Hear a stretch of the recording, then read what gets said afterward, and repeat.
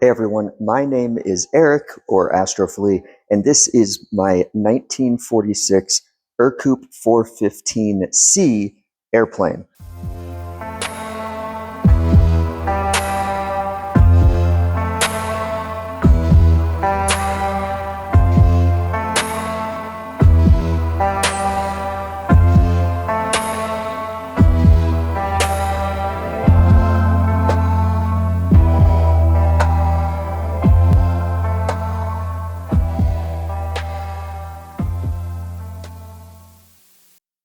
Some other things I need to do at some point, because I'm planning on hopefully flying it this afternoon, is I need to do some pre-flight work. So I know that the tires need air, so I'm going to be working on inflating the front and rear tires. I believe it's 20 psi for the main wheels, and then 17 psi for the nose wheel. So I got to do that and check the oil, check the gas. It probably needs some topping off on the tanks there, and should be ready to go. So what I'm going to do first is I've got my little creeper over here. I'm going to grab a compressor, my mini compressor, and I'm going to roll around and check all the tires. And then we'll do oil. So we'll check that out. And then we will call the fuel truck and have them come over and top off the fuel.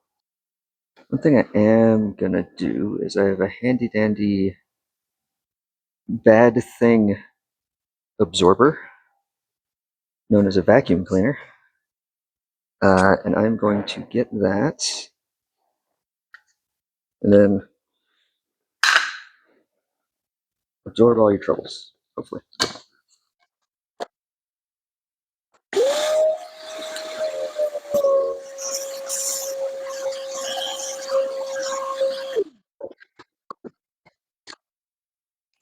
One good thing about being short is you can just go right under the plane, even on lower to the ground one.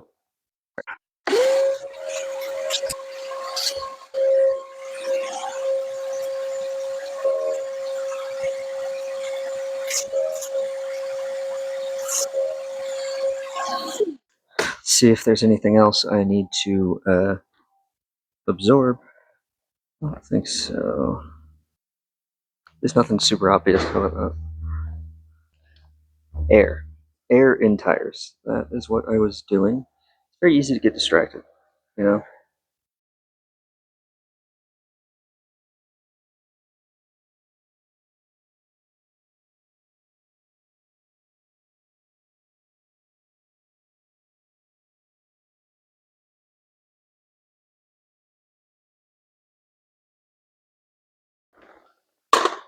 Alright, so we got front wheel over here. What I like to do is just kind of lay on the creeper, and then I'm going to set it down to 17 for this front one. Let's see if it works.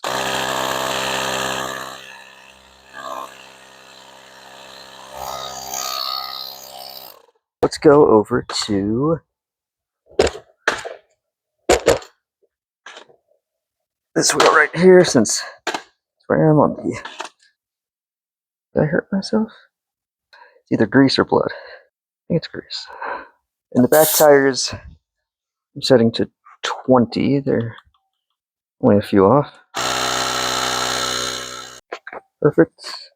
Oh, what took him the longest? Oh, it was putting the cap back on his tire valve. Oh, okay, why is that? Oh, because he has terrible dexterity. I mean, leaning on the creeper is easiest for me, but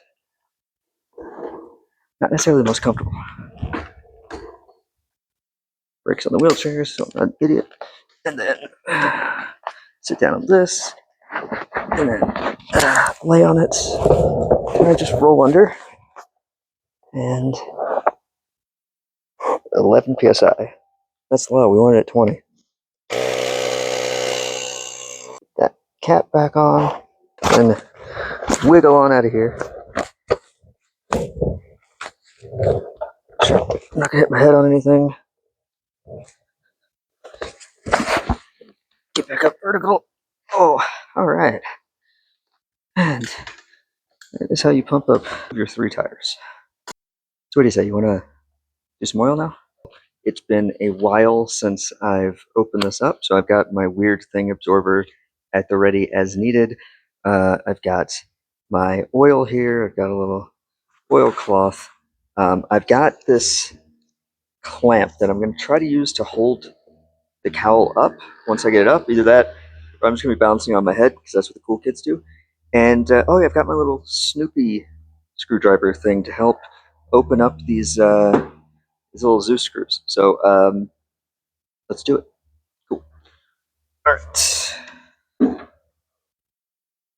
I've been told they call it a Snoopy tool because it looks like Snoopy's head. Make sure that focuses in. This is important because I'm not crazy. A little bit crazy, but not because of this. Okay, so let's pop all these screws off. Luckily, that one's already open. All right, so let's do this one. Put our brakes on for extra effort. All right, let's see if there's any monsters in here. Again, got my weird thing absorber. Those who don't know, not really a fan of things with, let's just say, more than 4 legs. So far, it doesn't look too bad. Let's see if I can get this thing to stay up. That's unfortunate. Okay, so we're gonna do the cool kid thing and just rest it on my head here. This is not good for my hair. Take off the safety wire here, holding the oil cap in place. Unscrew that. Oh, oil up actually looks pretty decent. Let's wipe that off a bit. It's mostly full. All right, let's just lock that up. It's actually in a pretty good spot. Put the safety wire back on. Also, while I'm in here, make sure hoses look good. Nothing's crunchy. Nothing's missing. Nothing's. Let me know what you guys can see. I don't think I can see anything. Let's start over here. Try to get lined up. Give it like a half turn. And, kind of go like opposite. Kind of work towards the middle. Brakes for leverage. Reminder of the future. Do the corner first. Then work around. Okay. Now let's wipe our greasy handprints off. And let's check the fuel now. Mainly going to check the wing tanks and then not the nose tank at the point for now because it looks good. You can see, I don't know if you can see it or not, but there's a little float up there.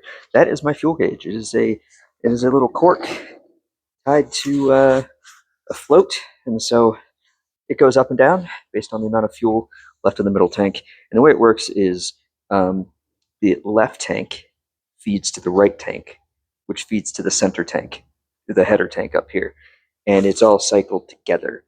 So really, it's kind of all one interlinked thing, but technically 3 separate tanks. But the really your last bit of fuel, like your emergency fuel, the stuff you want to have as your reserve, is up in the nose tank. So once that cork starts going down, that's when you want to start thinking about putting your plane back on the ground.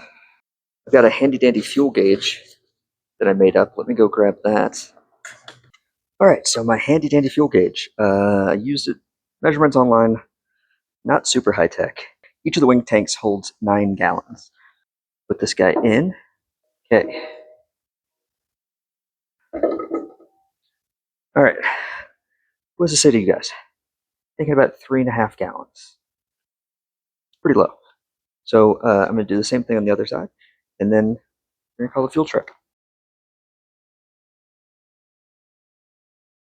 I'm looking forward to producing more videos, more content, more aviation stuff, and this is going to be part of it. And looking forward to you joining the journey. Let me know what you think. Let me know what you would want to see. And yeah, thanks for hanging out. Hit that like and subscribe.